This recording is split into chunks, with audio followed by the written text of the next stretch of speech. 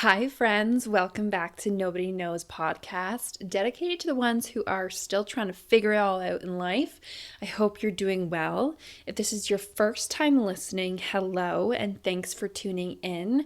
I'm Juliana, and I'm a 28-year-old who has consistently felt lost in life and like I've always been behind as I navigated my 20s. I created Nobody Knows to share my experiences and advice in hopes that we can relate to one another. We also have guests on here from time to time to spice things up with different perspectives, knowledge, and expertise of figuring it all out. And to the usual crew, hello. Thanks again for tuning in.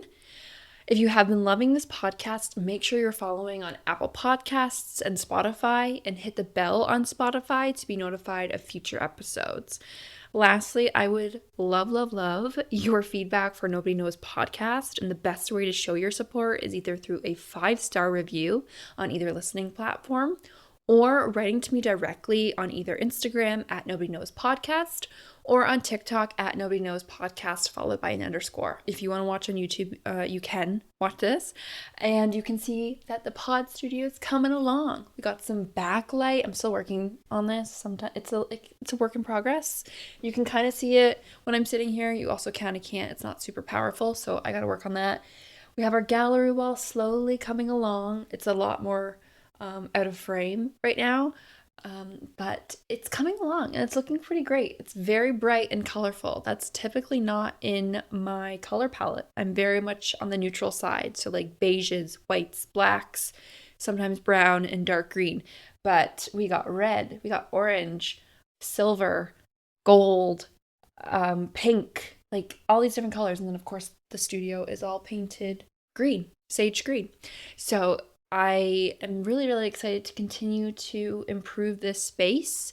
I talked about this in the last episode, and I'm excited to bring you along and see as this space grows as we grow together.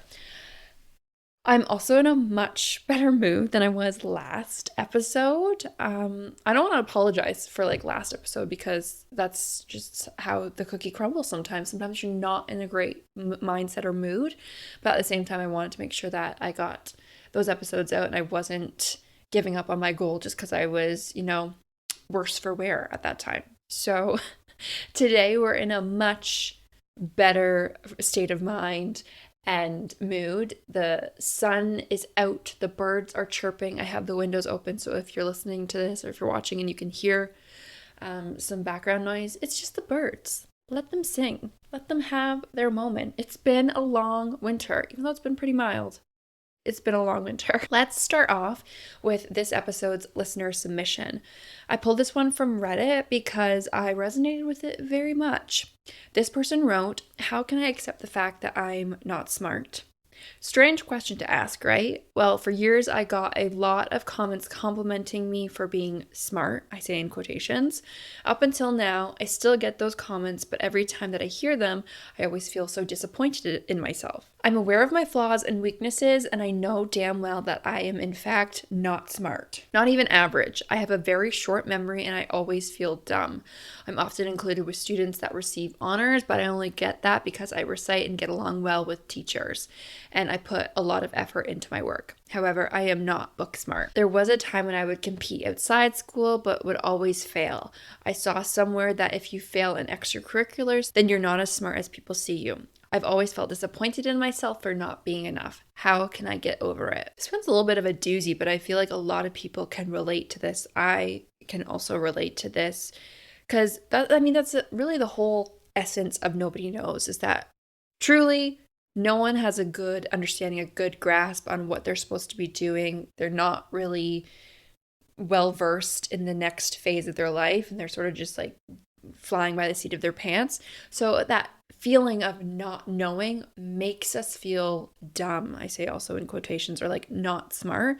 But realistically, we're just not prepared. No one really prepares you for the next phase or whatever you're currently going through.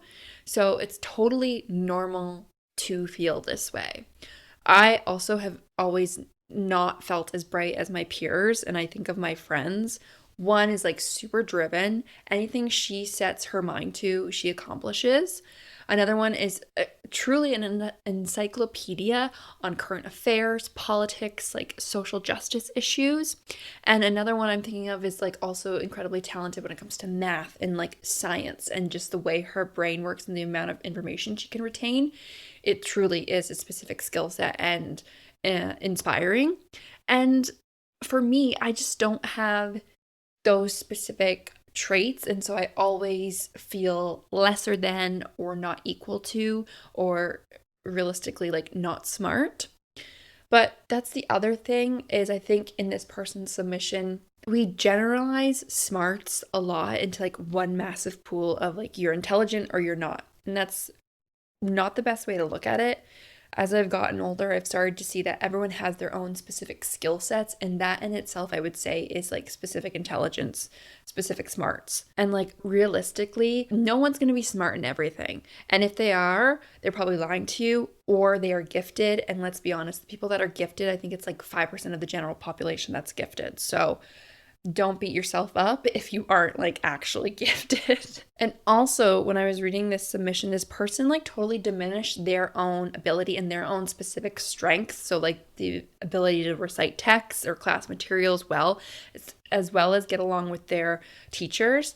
It sounds like they do a really good job of presenting and building personal relationships, which are both forms of emotional intelligence. So yeah, you might not be necessarily book smart, but you do have intelligence in other areas. And I can definitely relate to this because my whole career has been focused on communications, which I think is like the broadest, most vague specialty anyone can really be in, or like industry that you can be in. And so I have a very difficult time highlighting my strengths, my skill sets, like what I'm an expert in. And when I've tried to really pinpoint things, I am very good at more qualitative skills versus quantitative skills, if that makes sense. Like I'm trying to think of an example. Like I am good at reading the room and understanding people's body languages, or like how I can anticipate how they're going to respond, if they're going to like something. Like I'm really good at that.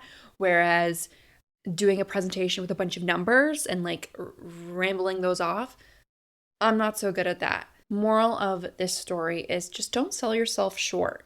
Just because your smarts look different than others does not mean that you're not smart. And lastly, God forbid, if you're not even as smart as the next person, you clearly want to grow and improve based off of this submission. So remember that hard work beats talent when talent doesn't work hard. Now, let's get into today's episode. So, today is the second part of the 3-part series about my burnout experience and taking a leave of absence from work and life in general. If you're still listening, then I take it that there's something from my experience or something that I've said that has resonated with you. And I would love to know what that is and just your general feedback of this series. Like, is it helpful? Do you have a different experience, a different perspective? I just love feedback on this. And in last episode, so episode 27, it was called like Emotional Strep Throat. That focused on what led to my burnout, how I even realized I was burnt out, and everything that led up to me taking a leave of absence. So if you haven't listened to that yet, I would start there and then come back to this episode because it will make more sense. Today, then, we're going to cover everything I experienced going through my leave of absence and like the actual logistics of taking a leave of absence.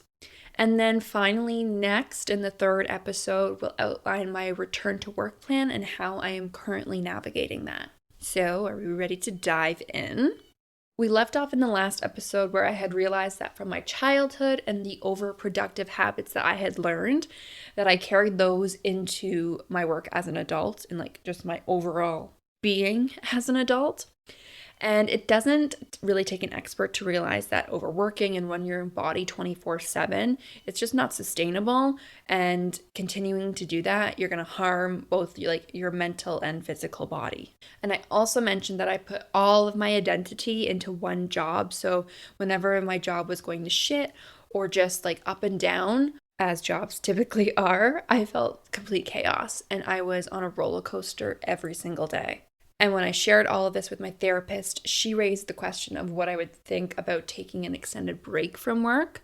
And at first I was super reluctant to the idea of this. And after a few more weeks of operating in the same unsustainable way that I had, then I realized that I had to take a break. So now what? And I think that I actually said that to my therapist when I was like, okay, I got to take a break, but like, what are the next steps? Like, I don't even know how to go about this.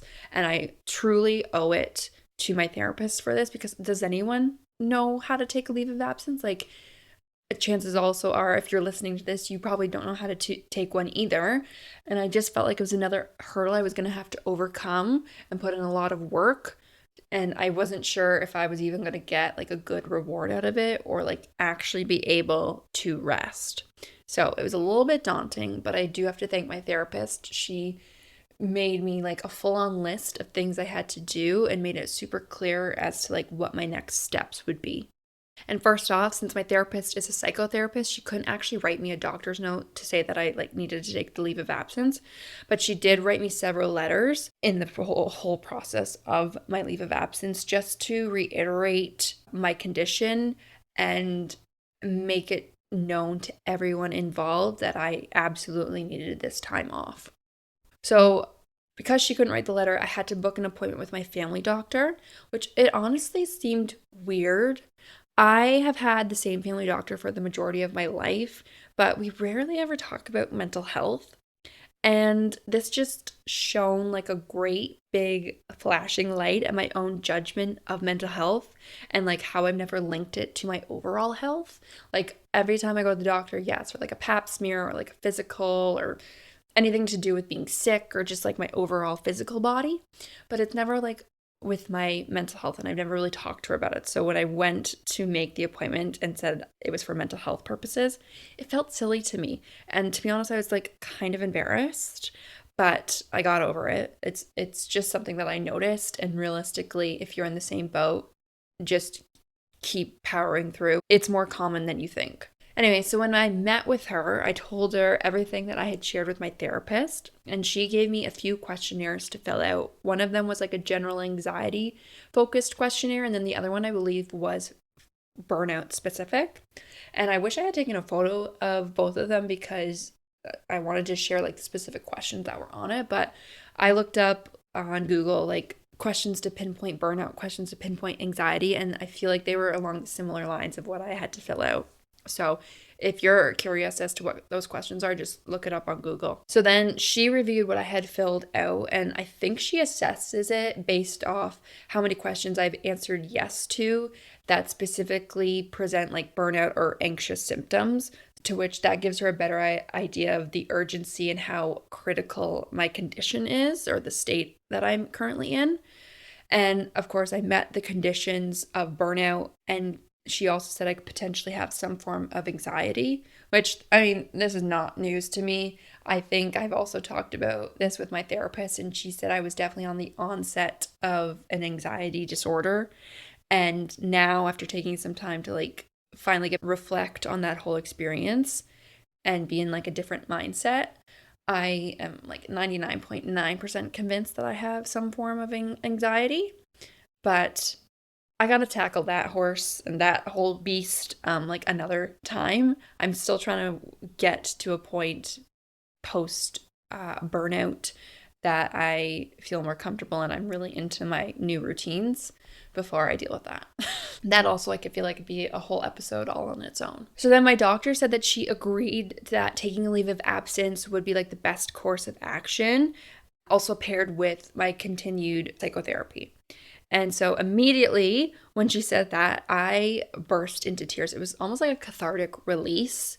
As I mentioned in the last episode, I've had a lot of external opinions and influences shape my life.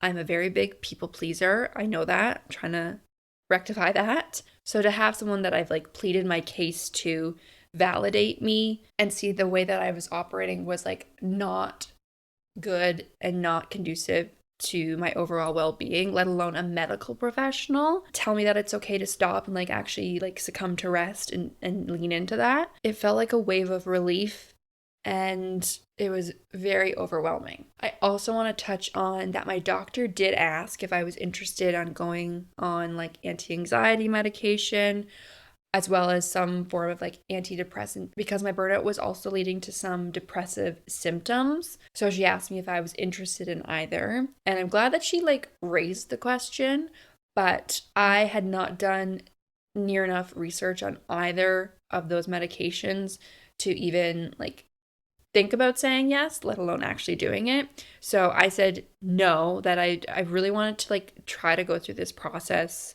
with the psychotherapy and like anything else that my therapist recommended me doing without the medication. That being said, like I am not against medication whatsoever. Like you need to do what's best for you, and a lot of people thrive off of antidepressants, anti-anxiety medication, and honestly, I might be one of those people in the future. But for that specific situation, I at least wanted to try without it before just going onto it. And now that I have tried, I'm like, okay, like it was a lot of work and it was really challenging. And so as I continue throughout this journey, I might be more interested in going on like anti-anxiety medication to see how that could help me even more in the long run. So I just wanted to put that out there too, because this discussion of mental health is very closely tied to medication, and like medication can be super controversial, but like you just need to do what's best for you. And I think research and being curious and asking a lot of questions is a big part of doing what's best for you. If you have experience like on anti-anxiety meds or antidepressants, I would actually love to know your experience, what specific ones you've been on, your symptoms, has it helped, has it not helped? Like, please reach out to me. As I mentioned, like I am curious and am more interested day by day and specifically into like anti-anxiety medications. So hit your girl up. And so then also within that same doctor's appointment, my doctor wrote me a note from my employer and my benefits provider that I was no longer able to work and would need to be off work for a minimum of 4 weeks. And I can't remember if I had to pay for this specific note or not. I know that I had to pay for other ones as I like progressed through my leave of absence, but if you are curious, like typically doctor's offices, they have like a flat rate. I think it's anywhere from like $20 to like $50. It really just depends on like your doctor. There is a flat fee for doctor's notes that you will need to account for. And those could be or could not be covered by your benefits provider. So that's just something to keep in mind as well. So once I got the doctor's note, it kind of like further solidified everything for me that I was, here we go. We're doing it. We're like actually taking a break from work. And the next part was telling my boss and also just notifying my employer overall. This process is going to be completely different for each individual. And I would say the best way to go about this is by reading through your employment contract and then also understanding who your HR representative is. I'd also say have a really good gauge on how your boss is going to react. Are you super close with them? Like, is this going to be a surprise to them? Are they aware of the work situations or reasons as to why you are needing a leave of absence? Because that can contribute also to the overall like shock or surprise that they're going to experience. As well as try to anticipate how they're going to react. Because if you're in a fragile state and let's say you have like a hot-headed boss, that doesn't sound too great. Like that's going to be a really difficult conversation. So maybe like just prepare for that in the best ways that you can. For me, I initially went to HR to follow like my employer's like proper protocol, but then immediately afterwards I informed my boss. I also shared the note with her just because we have that relationship, like we're pretty transparent with one another. If you are uncomfortable about sharing the note with your direct report, like I don't think you necessarily have to unless they ask, but I think as long as you share it with your HR representative, that should be fine.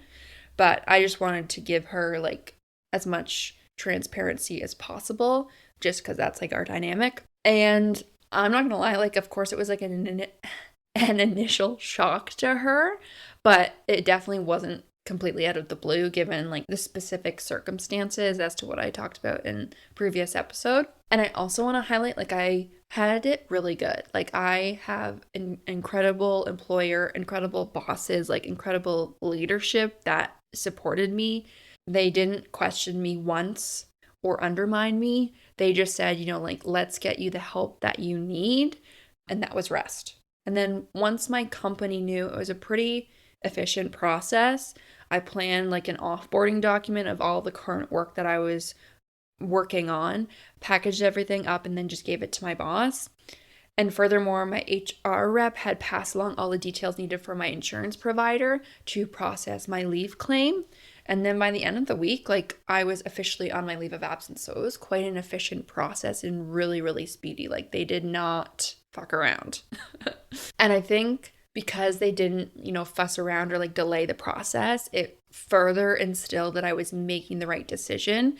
And it gave me the permission to take this time for myself. So that was all the logistics of taking a leave of absence. And this was over 5 months ago. So I'm sure there are more details that I've not included just because honestly I've forgotten about it, as well as like it was a bit of a blur. Like my mental state was not that great, as we all know. So if there's anything that you have more questions about, like reach out to me. I'm happy to chat one-on-one. Now let's talk about the actual leave of absence. And you already know that me and the idea of rest, like we don't mix together. It's like oil and water. So it probably won't come as a shock to you that I really struggled to rest once I was off. It's kind of just like here looking around like, okay, what do I do now?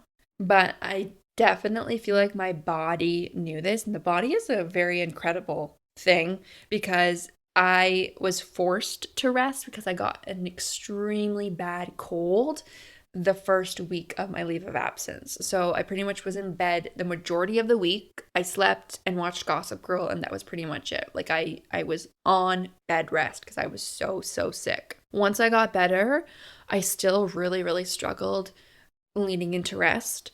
I also felt like rest is such an ambiguous concept. People think sitting in front of the TV or like scrolling on TikTok is rest, and it just is not. If anything, that contributes to your anxiety more.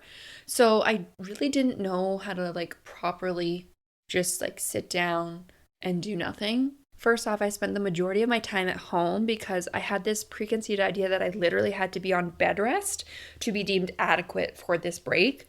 But when I was home, then I would find all the things in the house that like had to be done. So like laundry, dishes, fixing some random light socket, like little things around the house that should be done, but like didn't need to be done while I was trying to rest.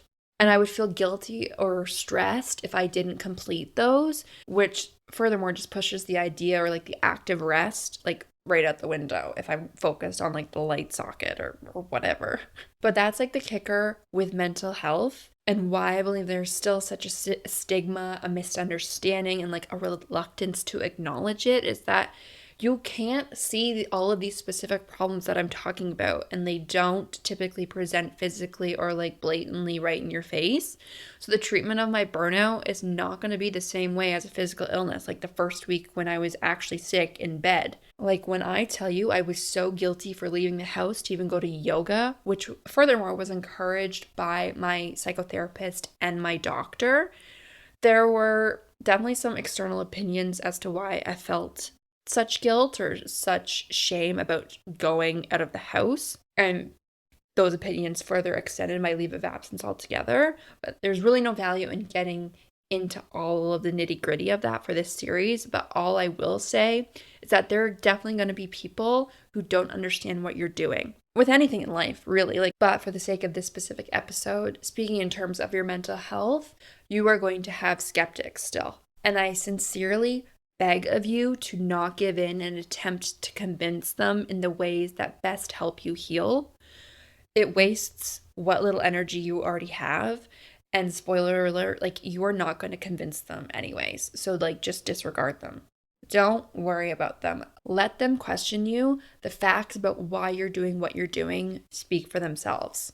So I really had to work at getting myself out of the house, going to yoga, going to get groceries, simple errands that would help me build a routine for myself and show me how to take care of myself again. And I'm so glad that I got more into yoga during this time because it really, really helped me. Like the combination of movement and meditation working in tandem really helped me ground myself, yet it also got me out of like my anxious mind.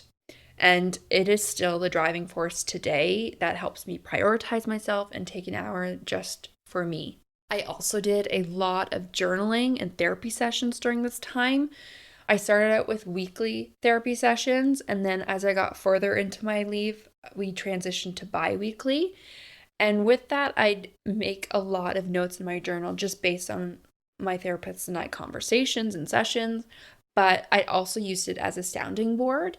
I'm obviously incredibly grateful that I had Brendan and my family and my friends for support, but specifically Brendan because he was there with me like day to day. But I really did try to be mindful that yes, he was there for me and was going to support me in any which way, but that didn't necessarily mean that he had to hear every single thought or worry that crossed through my mind. And that's when my journal became super, super helpful and like was the sounding board like I was talking about. I was extremely hypersensitive to everything, and I knew that some things like Brennan did not need to worry about. Like I needed to work through those myself, and I didn't need to trauma dump on him.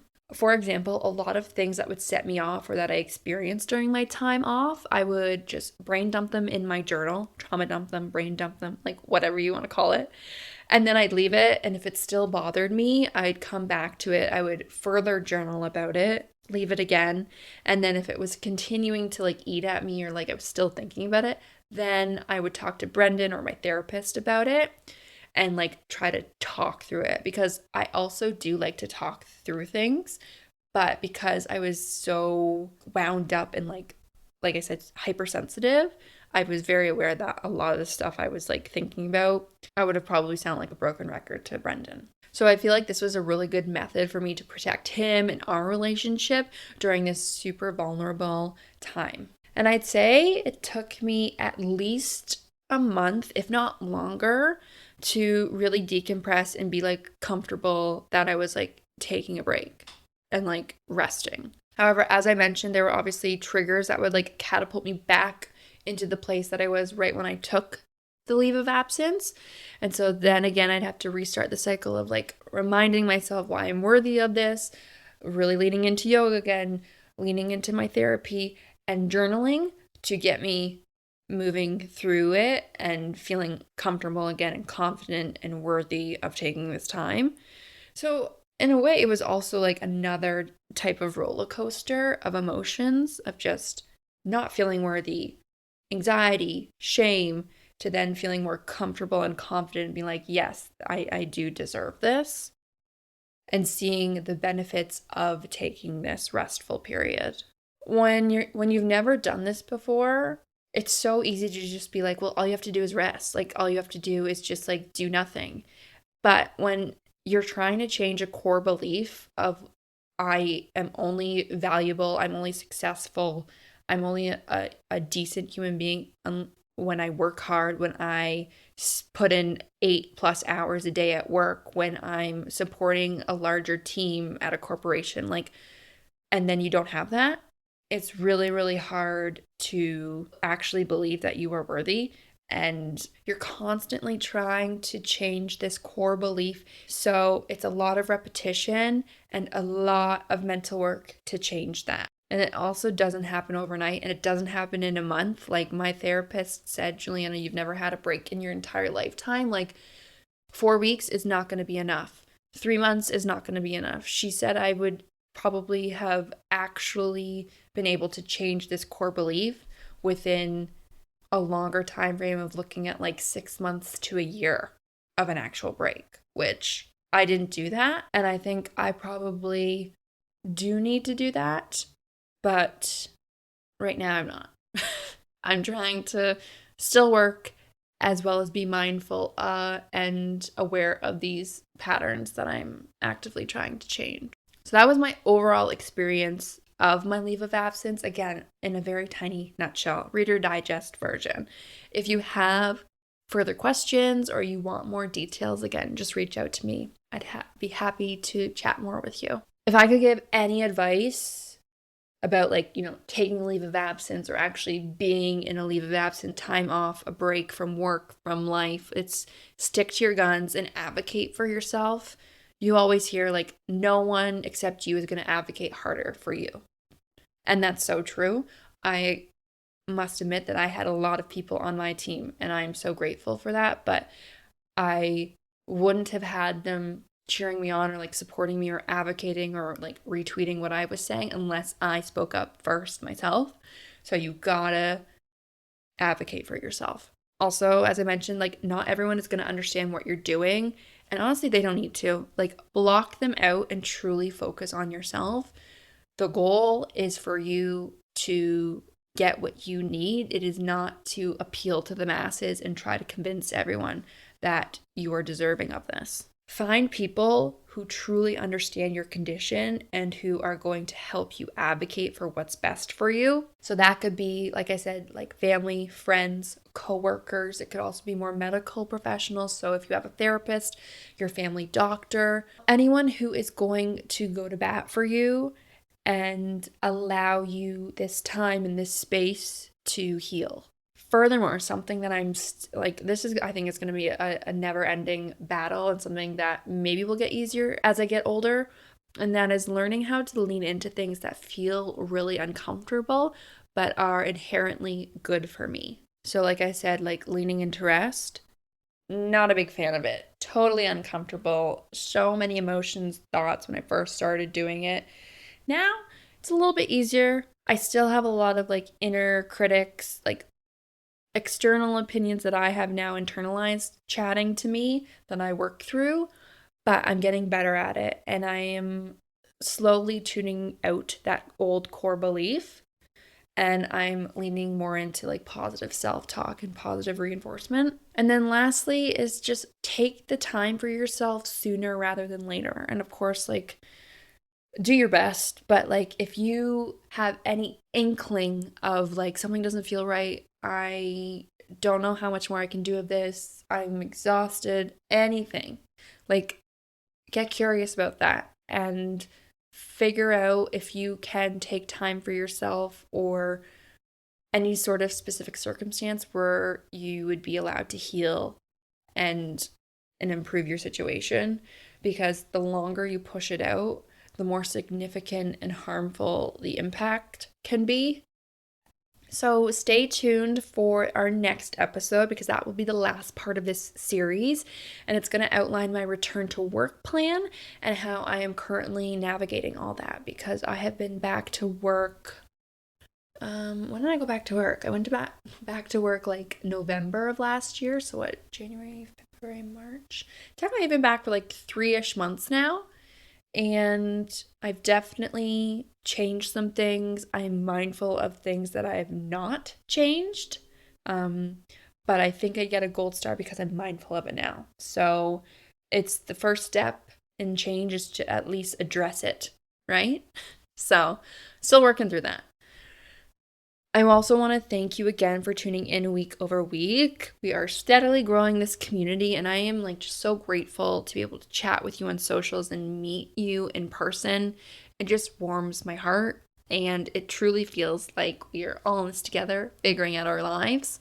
Make sure you're following on Apple Podcasts and Spotify and hit the bell on Spotify to be notified of future episodes. And let's also connect on Instagram at Nobody Knows Podcast and on TikTok at Nobody Knows Podcast followed by an _. I am sending you bright and joyful vibes because we're now officially in spring. I love it. This is so basic, but like the sun and the birds chirping just totally brightens up my day and puts me in a way better mood.